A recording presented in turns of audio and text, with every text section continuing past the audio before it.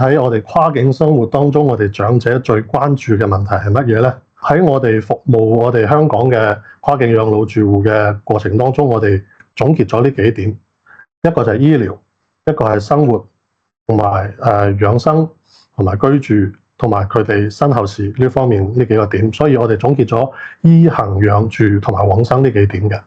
咁我哋首先可以展開我哋醫療方面嘅一啲資訊，可以同大家分享一下。咁我哋醫療呢部分呢，可以關注一下醫療嘅保障措施，同埋我哋針對於港人嘅醫療支援，同埋兩地醫療保障福利呢幾點嘅。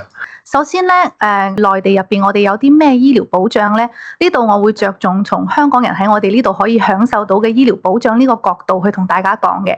首先第一，你哋喺呢度係咪可以買醫保？醫保其實係我哋國家醫療嘅保險嘅一個制度嚟㗎。